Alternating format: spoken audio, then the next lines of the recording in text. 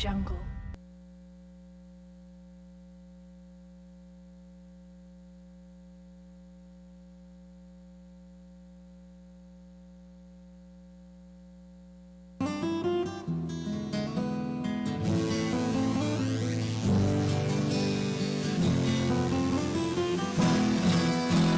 Resucitó, resucitó, resucitó, aleluya, aleluya, aleluya, aleluya, resucitó.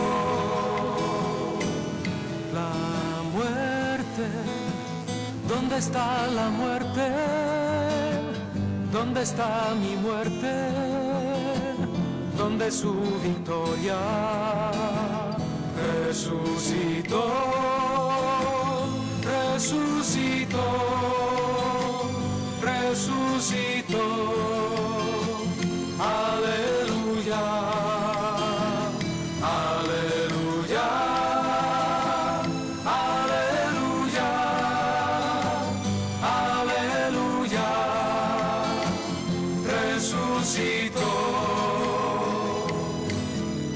Gracias sean dadas al Padre que nos pasó a su reino, donde se vive de amor. Resucitó, resucitó, resucitó, aleluya, aleluya.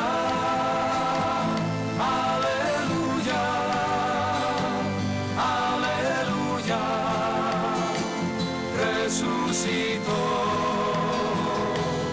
alegría, alegría, hermanos, que si hoy nos queremos, es que resucitó. Si con él morimos, con él vivimos, con él cantamos, aleluya.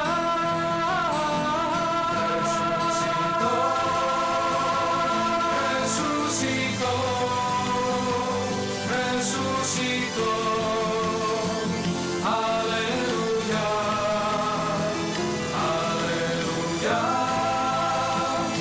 aleluya, aleluya, resucitó, resucitó, resucitó, resucitó.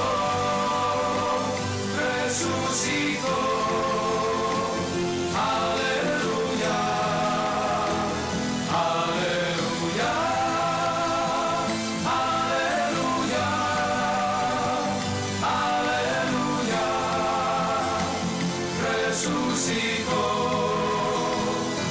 resucitó.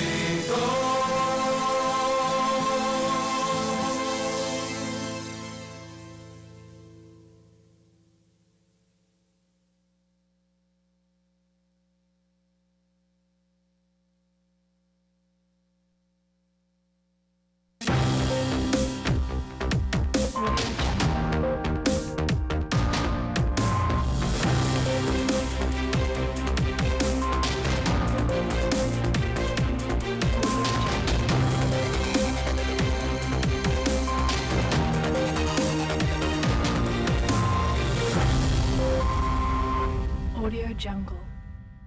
Sin conocerte ya te quería, tus latidos son mi mejor melodía. Soy feliz desde que llegaste, contigo he creado la sonrisa más grande. Tú me inspiras a ser mejor, cuando me busques encontrarás mi voz.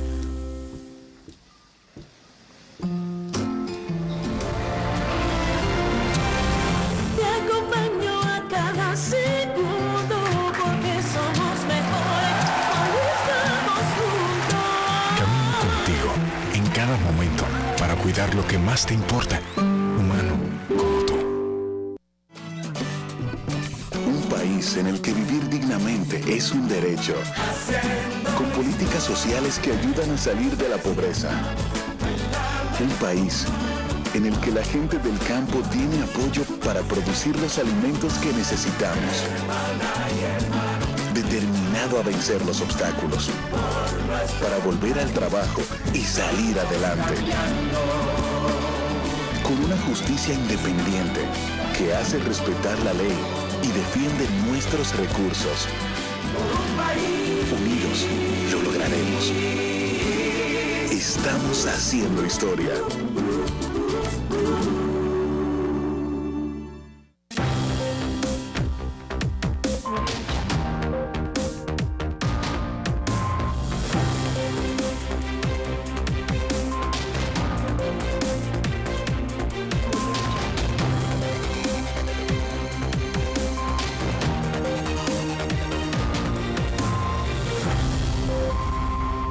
Audio Jungle.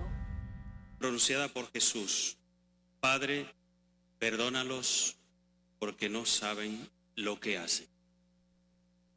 Las últimas palabras de nuestro Señor en la cruz muestran el desenlace de una vida centrada en hacer la voluntad de Dios y la actitud de los hombres cuando no conocen el plan de salvación de Dios. El Hijo de Dios vino a traer la liberación de los hombres, rompiendo las ataduras del pecado. En su propio pueblo no lo aceptaron como Hijo de Dios y rechazaron su oferta salvífica, cegados por el afán de poder, de riquezas y de placer. Por eso lo crucificaron.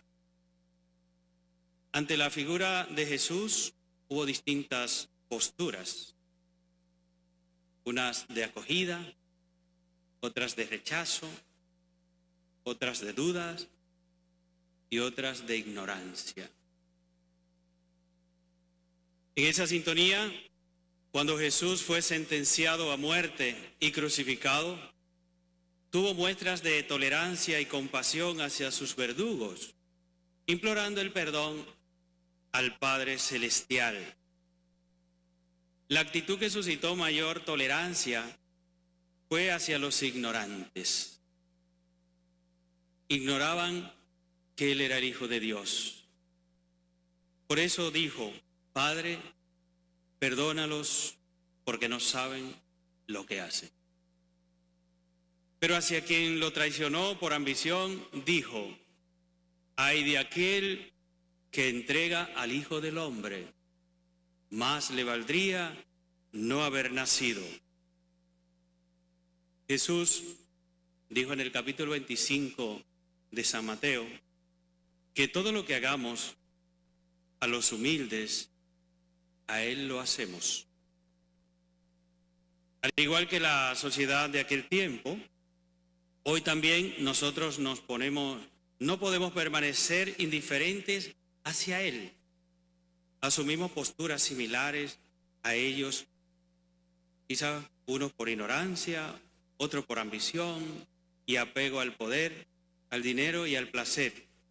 Y seguimos sentenciándole, crucificándole en el pueblo. Él sigue mostrando compasión y misericordia y suplicando al Padre su perdón. Padre, perdónales, porque no saben lo que hacen. Al que ignoraba quién era Él, Él los perdonaba. Pero también hoy Él sigue pidiendo perdón por los que ignoran su figura y su proyecto, su plan de salvación. Cuando quieren quitar a Dios del centro de la vida y poner sus ideologías, sus intereses y sus caprichos. Vivimos en una sociedad que quiere desplazar a Dios del centro del universo del centro de nuestra comunidad, de nuestra sociedad, y poner sus intereses y sus creencias por encima de Dios. También cuando se le da más atención y cuidado a un animal y respeto a la vida del animal que a la vida humana, hay quienes no valoran la vida humana y por eso hay tantas muertes innecesarias, por eso hay abortos. También cuando se le quita la sacralidad al cuerpo humano, Jesús dijo que nosotros somos templo del Espíritu Santo. El templo del Espíritu Santo, el cuerpo humano. Y se le convierte muchas veces en sepulcro a través del aborto. Jesús se sigue compadeciendo de la humanidad cuando se defrauda la esperanza de todo un pueblo que elige para tener mejor vida y al contrario se le quitan sus derechos a tener una vida digna. Vivimos en un país con muchas riquezas, pero la gente empobrecida.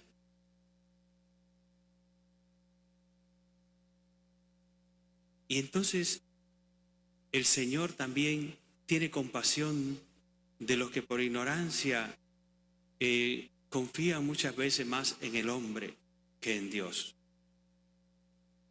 Y cuando la gente se deja manipular por ideologías e intereses malsanos que explotan la buena voluntad del pueblo sencillo.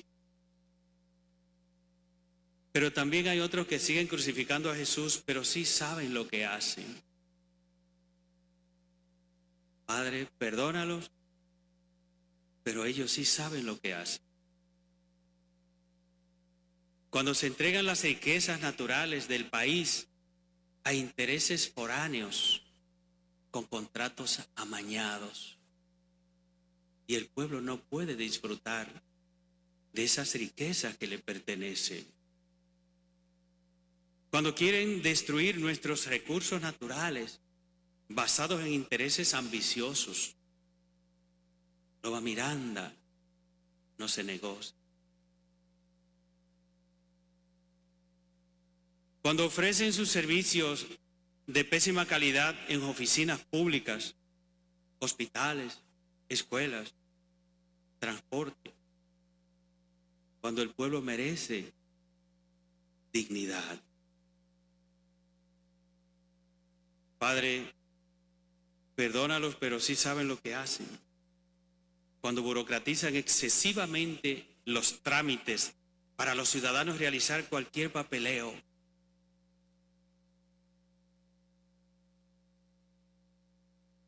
Cuando se mantiene un caos en el transporte y no se implementa el cumplimiento civilizado de las leyes, convirtiendo las ciudades en una selva de cemento y metal. A veces pensamos como que no hay voluntad para organizar las ciudades. ¡Qué caos en el transporte!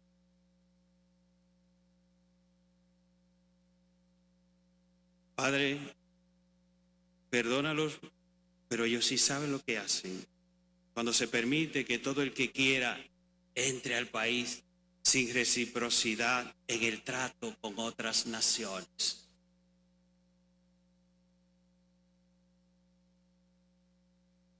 Cuando quieren quitarnos los valores que han sostenido la sociedad, como es la familia, el matrimonio, nuestra fe cristiana, que está plasmada en nuestra nación desde sus orígenes, porque el escudo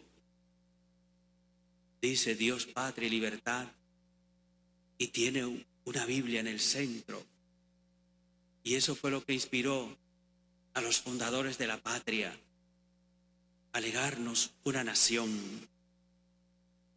Y hay gente que quiere quitar lo que le dio origen a nuestra nación, que es la fe.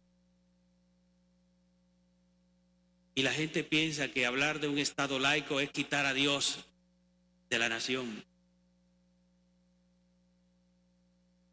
cuando lo que dio origen a nuestra nación fue precisamente esos principios cristianos y morales que tenían los patricios de nuestra nación. Y a veces, queriendo responder a ideologías foráneas y a intereses extranjeros, mucha gente quiere hacer el juego y quiere destruir nuestra nacionalidad. Padre, perdónalo, porque sí saben lo que hacen.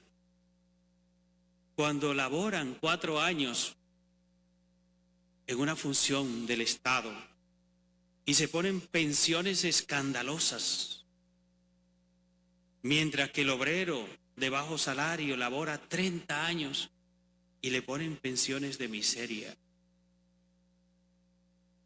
Es escandaloso cuando un funcionario labora 3, 4 años y sale con pensiones exorbitantes. Ellos sí saben lo que hacen. Padre, ellos saben lo que hacen. Cuando se endeuda la nación y el pueblo no disfruta de esos recursos y tiene que pagarlos con altos impuestos para que un grupito se lo embolsille. Cuando el pueblo tiene que pagar combustibles caros y energía cara, mientras que las grandes empresas se les exonera y se les da gratis combustible.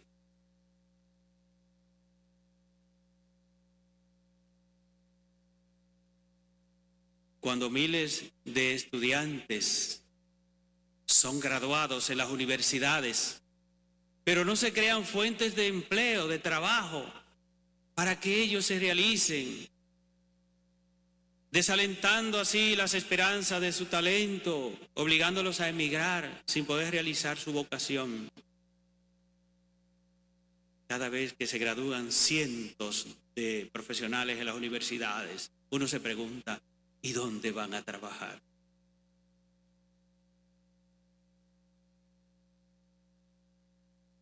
¿Qué fuentes de empleo ofrece el Estado para toda esa juventud que tiene ilusión de aportar sus conocimientos, su labor, sus habilidades en favor de nuestra sociedad?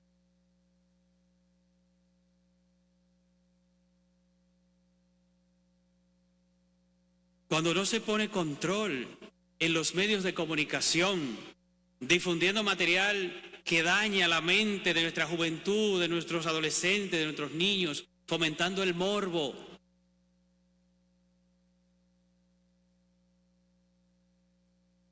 Es escandaloso escuchar la música que se compone hoy y uno se pregunta, ¿y no hay quien controle el contenido de lo que se difunde por los medios de comunicación?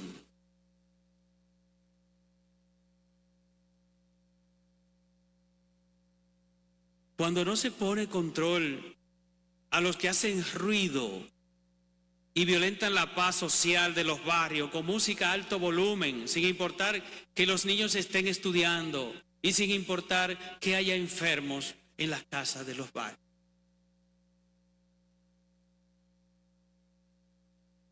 Padre, ellos saben lo que hacen. Cuando no se respetan los símbolos patrios, ni se enseña moral y cívica en las escuelas, construyendo una sociedad sin arraigo y sin amor a la patria.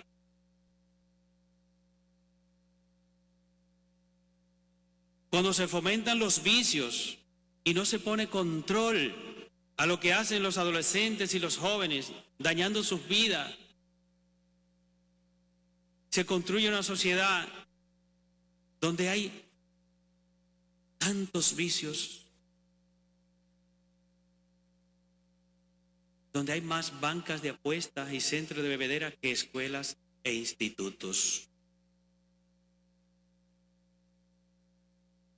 Padre, Ellos saben lo que hacen cuando los hospitales no tienen medicamentos para los pobres, ni los equipos adecuados para atender a la gente dignamente.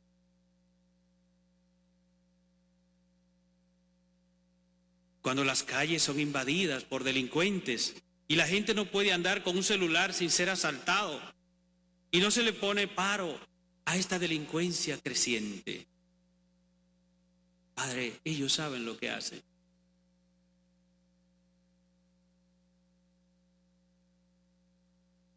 Cuando se hace como Poncio Pilato y la masa inconsciente que absuelve al culpable y condena al inocente. Y yo me pregunto, ¿por qué una persona reincidente en la delincuencia está suelto en las calles? Padre, perdónalo porque ellos sí saben lo que hacen. Jesús se compadecía de los que eran ignorantes, pero aquellos que hacen las cosas con conocimiento, hay de aquellos que siguen entregando al Hijo del Hombre. Más le valdría no haber nacido. Y acompañado por 2 ladrones, y verle dándose hasta el extremo por nosotros, por ti y por mí. Contemplar su donación total, su generosa entrega sin condiciones y sin límites para amar y perdonar, para unir y salvar. La promesa de esperanza dada al ladrón arrepentido. Recuerdo que cuando era niño, aún creo que hoy sigo con la misma mirada de asombro de aquel niño, con apenas 5 años y por Semana Santa, acompañaba a mis abuelos a todas las procesiones del pueblo. Pero antes visitábamos la iglesia, capilla por capilla, santo por santo, hasta llegar donde estaba Jesús en la cruz. La escena me estremecía, me conmovía y hasta me producía, lo reconozco ahora, un poco de miedo y de dolor. No comprendía bien. No comprendía bien que un hombre inocente por dar la vida por los demás terminara de esa manera. Mi abuela, siempre con devoción y adoración a todos los santos, se acercaba de rodillas ante la cruz, la besaba y con una oración de Padre Nuestro en sus labios, oraba con mucho recogimiento. Después, acercándose, me decía en voz baja, con brillo en sus ojos y con alguna lagrimilla por la emoción del encuentro: Él dio su vida por nosotros. Él siempre está y estará contigo, Tomasito. Nunca lo olvides.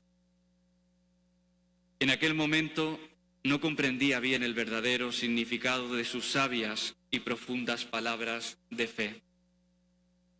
Palabras que años después sigo conservando en mi corazón y me siguen acompañando como religioso mercedario, sacerdote y misionero desde hace más de 13 años en República Dominicana, el paraíso en el Caribe.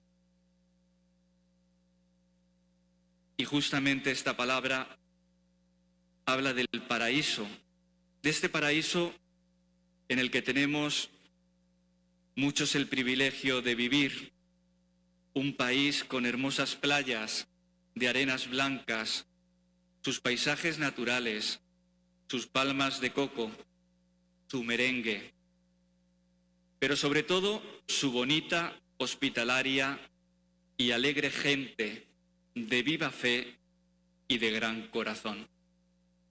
un verdadero paraíso, marca país, que la corrupción, la desigualdad social y la pandemia del coronavirus lo aleja del paraíso prometido por Jesús.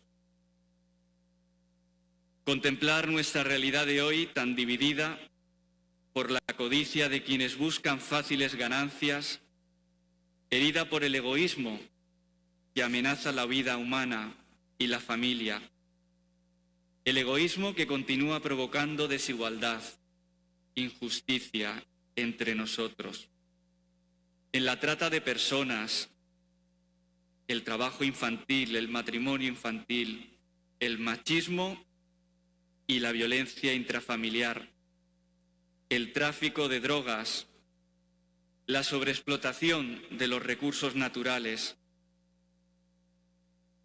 los migrantes y refugiados.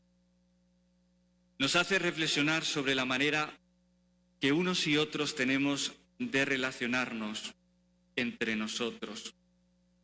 Nos acerca al misterio de la cruz, a un Dios sufriente que siente miedo y angustia.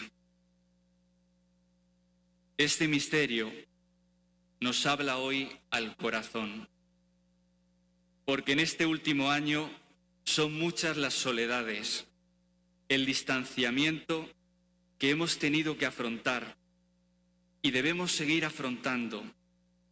Mucho el dolor, muchas las pérdidas y ese sufrimiento que no comprendemos, mucha la angustia y la incertidumbre de no saber qué va a pasar.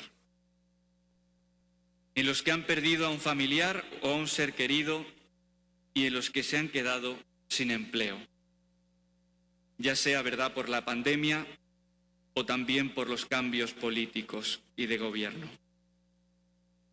Pero también nos abre a la esperanza de no sabernos abandonados de Dios, a creer que ese amor, como al ladrón arrepentido, no le abandonaría ya, pasara lo que pasara, de caer una vez más en la cuenta de que somos seres sociales y necesitamos de otros, y no solo para tener lo básico, para sobrevivir, sino para dar identidad, amor y sentido a nuestra propia existencia y a nuestro propio pueblo. De que la vida, en la medida en que se entrega a los demás, nos recuerda el Papa Francisco, tiene sentido. Y así también recordando las palabras del Papa Francisco, les comparto esta pequeña reflexión. Así, simplemente como hizo Jesús, no solo viendo, sino mirando, no solo oyendo, sino escuchando, no solo cruzándonos con las personas, sino parándonos con ellas, no solo diciendo qué pena, pobre gente, sino dejándonos llevar por la compasión, para después acercarse, tocar y decir, no llores, y dar al menos una gota de vida. En la cruz de Jesús está todo el amor de Dios, su inmensa misericordia. Es un amor del que podemos fiarnos, del que podemos creer.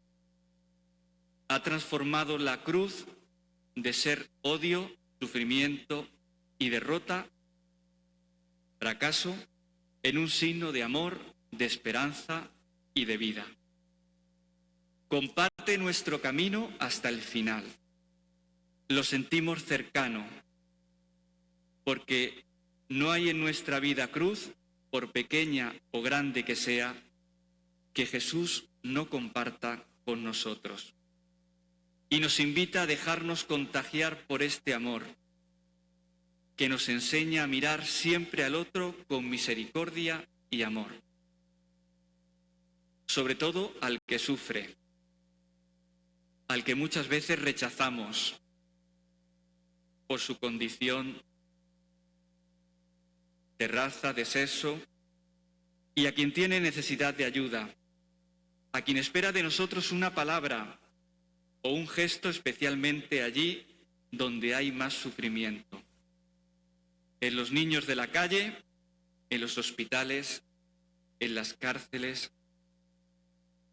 Jesús, en la cruz, siente todo el peso del mal.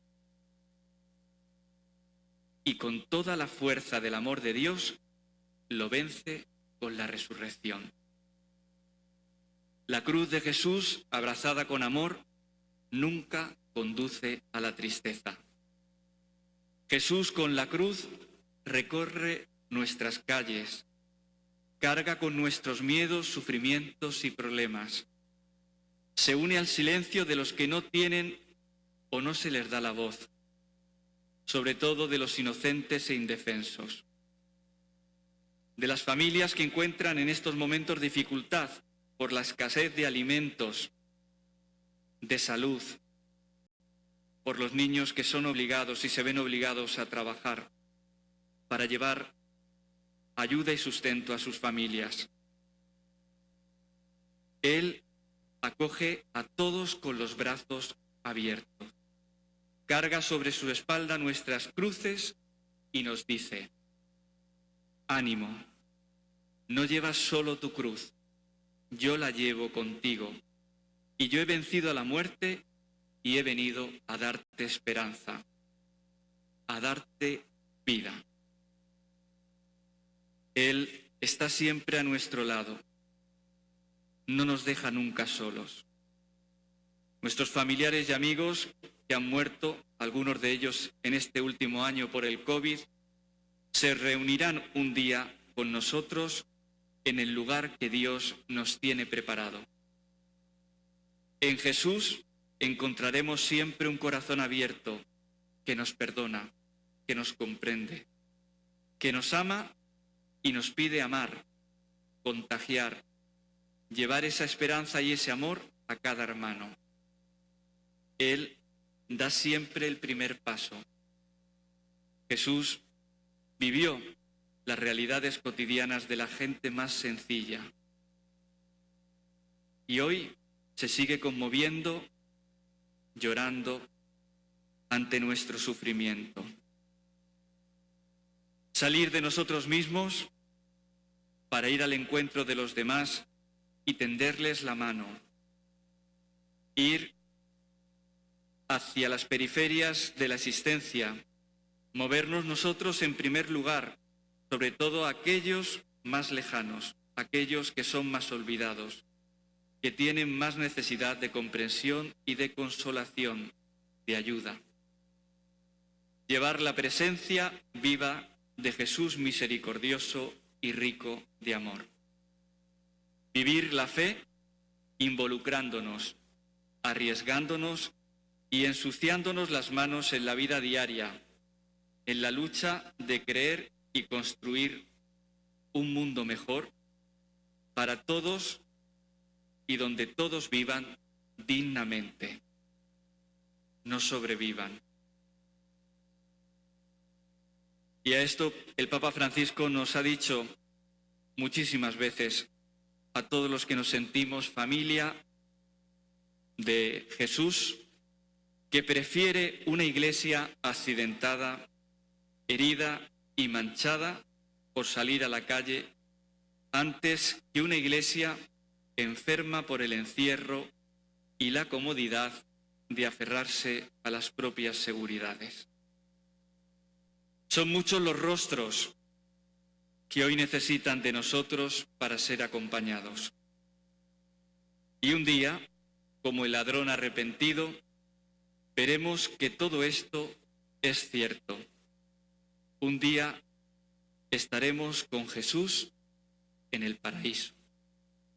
Séptima palabra de Jesús en la cruz, tomada del Evangelio de San Lucas, capítulo 23, versículo 46.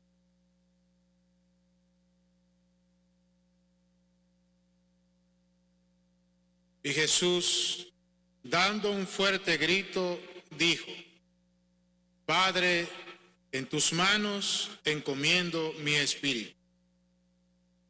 Y dicho esto, expiró. Llega el momento supremo. El cuerpo desangrado de Cristo está pálido como la cera. Sus ojos están vidriosos y tristes. Su cabellera en desorden cae sobre su rostro. Son los síntomas de la muerte inminente.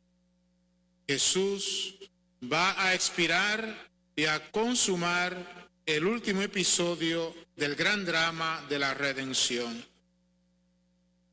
El evangelista San Mateo dice que Jesús entregó su espíritu gritando de nuevo con voz fuerte. Y San Lucas afirma lo mismo, que Jesús gritó muy fuerte: Padre, en tus manos encomiendo mi espíritu. Y al decir estas palabras, expiró. Esta fuerte voz de Jesús al expirar, cuando los moribundos son incapaces de hablar con esta energía y lucidez, hizo ver a los oyentes que moría no como un vencido, sino como un vencedor, porque la verdad siempre triunfa. Queridos amigos, este fuerte grito de Jesús se convierte hoy en la voz de los que no tienen voz, en aquellos condenados moralmente de la vida, extorsionados y autocensurados. Esa voz de los que no tienen voz está representada también hoy en los medios de comunicación social, quienes juegan un papel fundamental en la difusión del mensaje como creadores de pensamientos y opiniones y en la difusión de la verdad. Siguiendo los documentos de la Iglesia sobre los medios de comunicación, se reflexiona. Por eso, el uso que la gente hace de los medios de comunicación social puede producir efectos positivos o negativos. Aunque se dice comúnmente que en los medios de comunicación social cabe de todo, los mismos son fuerzas ciegas no son fuerzas ciegas de la naturaleza fuera del control del hombre. Porque aun cuando los actos de comunicación tienen a menudo consecuencias no pretendidas, la gente elige usar los medios de comunicación con fines buenos o malos, de un modo bueno o malo. Estas decisiones éticas son importantes, no solo para quienes reciben el mensaje, espectadores, oyentes y lectores, sino especialmente para quienes controlan los medios de comunicación social y determinan sus estructuras, sus políticas y sus contenidos.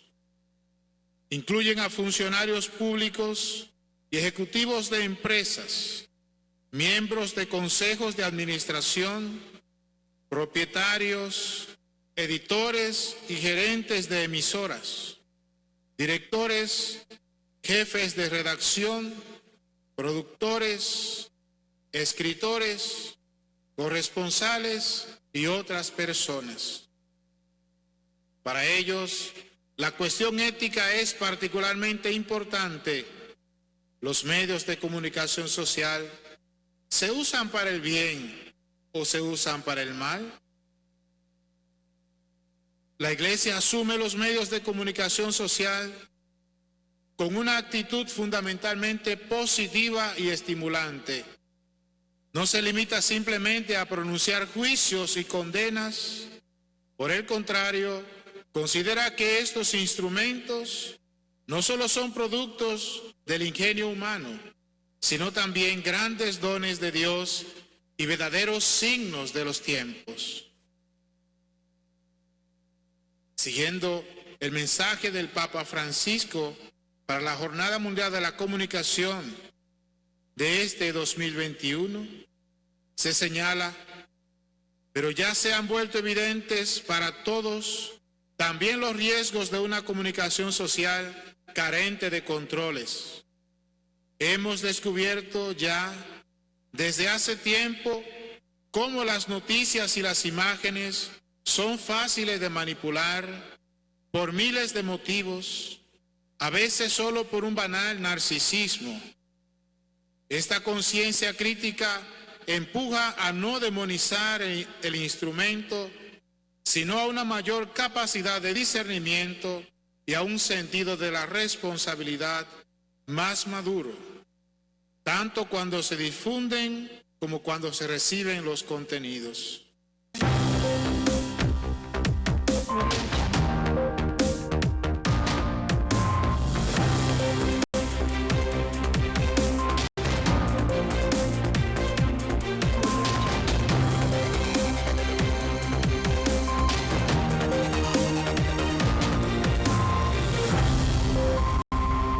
Audio Jungle.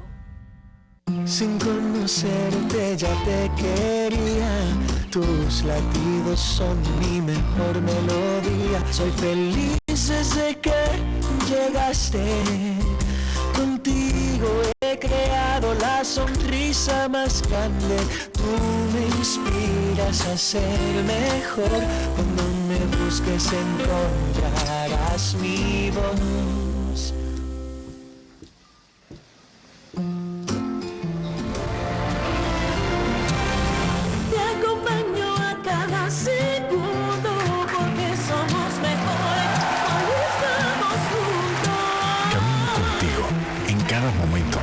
Cuidar lo que más te importa, humano como tú.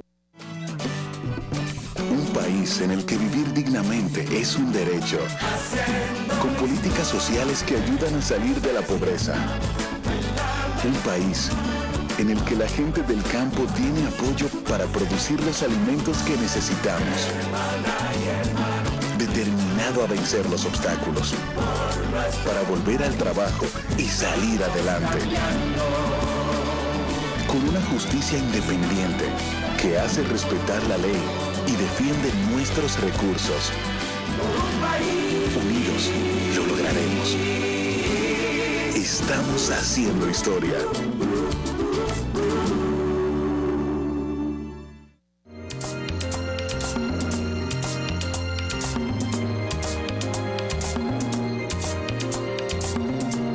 Nosotros tenemos una gran esperanza. Es un programa donde nosotros podemos hacer una real diferencia. Es un programa donde podemos salvar vidas a los jóvenes.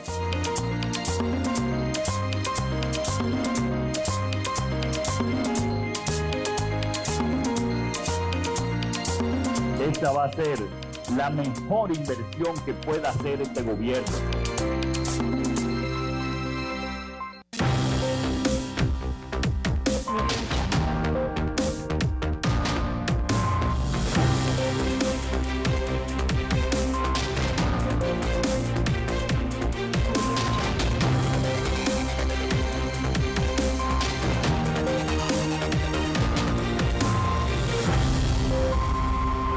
Audio Jungle. De acuerdo con lo que aparece en la Biblia, son 5 las características necesarias para ser llamado apóstol de Jesús. La primera sería haber conocido personalmente a Jesús. La segunda, haber sido escogidos y enviados por Él. La tercera, haber sido testigos de Jesucristo resucitado. La cuarta, dar la vida por Dios y por el Evangelio. Y la quinta, seguir a Jesucristo. El único que no cumple es Matías, ya que este fue llamado para reemplazar a Judas el traidor. Además, la Biblia nos enseña que los apóstoles originales de Jesús fueron Pedro, Santiago, Juan, Andrés, Felipe, Judas Iscariote, Mateo, Tomás, Santiago de Alfeo, Bartolomé, Judas Tadeo y Simón. Aunque sus muertes son más conocidas debido a la tradición que a registros históricos, Los datos son imprecisos, pero son lo más aproximado que encontramos el día de hoy. Acompáñame a conocer cuál fue el destino de cada uno de estos.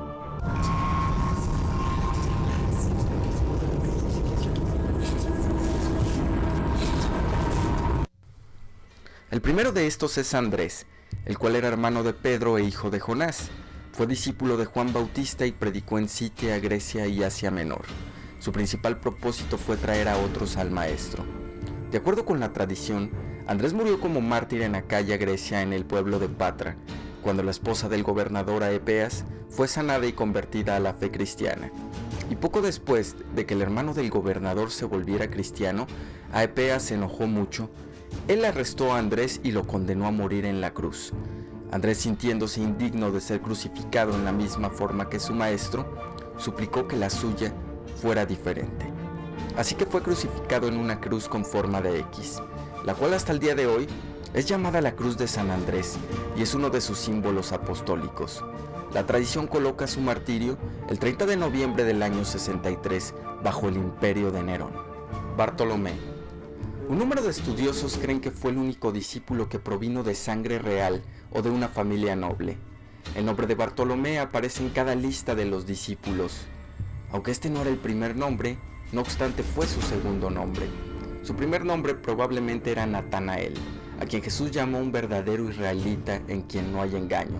Se transformó en uno de los misioneros más aventureros de la iglesia, y la tradición dice que él predicó en India y su muerte parece haber tenido lugar ahí, despellejado vivo con cuchillos. A este santo lo pintaban los antiguos con la piel en sus brazos como quien lleva un abrigo, porque la tradición cuenta que su martirio consistió en que le arrancaron la piel de su cuerpo, estando él aún vivo. Este es representado como símbolo apostólico por 3 cuchillos paralelos como símbolo de su martirio. Santiago el Mayor, hermano de Juan el Apóstol. A este pescador se le llamaba el Mayor para distinguirlo del otro apóstol Santiago el Menor, que era más joven que él. Santiago el Mayor tenía una pequeña empresa de pesca en la cual tenía obreros a su servicio y su situación económica era bastante buena, pues podía ausentarse del trabajo por varias semanas, como lo hizo su hermano Juan, cuando éste se fue una temporada al Jordán para escuchar a Juan Bautista. Santiago el Mayor fue el primero de los 12 en convertirse en mártir, ya que el libro de Hechos 12:1-2 nos hace saber que fue decapitado por Herodes en el año 44 después de Cristo. Su símbolo es 3 caparazones de crustáceo en señal de su peregrinación por el mar. Santiago el Menor fue hermano del apóstol Judas. Este es mencionado por San Pablo en su carta a los Gálatas. Se le identifica también con aquel Santiago a quien se le aparece el Señor resucitado. Es el autor de la carta del Nuevo Testamento que lleva su nombre. Existen 2 versiones de su muerte. La primera, más completa, nos da a conocer que el sumo sacerdote Ana II le ordenó renegar de Jesús. Pero Santiago, que estaba en lo alto del templo, aprovechando la concurrencia, se puso a predicar el evangelio. Al escuchar esto, los fariseos y escribas se llenaron de furor, y uno de ellos lo empujó desde lo alto. Santiago no muere de golpe, sino que es apedreado mientras rogaba a Dios de rodillas por sus asesinos. Como tardaba en morir, es golpeado en la cabeza con una maza por un batanero. La segunda nos menciona que este fue crucificado en Egipto para posteriormente ser cortado en pedazos. La sierra se convirtió en su símbolo apostólico. Juan, hermano de Santiago, conocido también como el discípulo amado. Él y su hermano Santiago vinieron de una familia de mejor posición que el resto de los apóstoles. Escribió el Evangelio según San Juan, además del Apocalipsis. Se dice que este fue hervido en un enorme caldero de aceite durante una ola de persecución en Roma. Sin embargo, fue librado milagrosamente de la muerte y desterrado en la isla de Patmos. Fue el único de todos que murió de una muerte natural. Un cáliz con una serpiente en el mismo es su símbolo, ya que este sufrió un atentado de muerte del cual Dios lo salvó. Judas Iscariote. Se dice que Judas vino de Judá, cerca de Jericó. Él era un judío y el resto de los discípulos eran galileos. Era el tesorero del grupo y estaba entre los que lideraban conversaciones.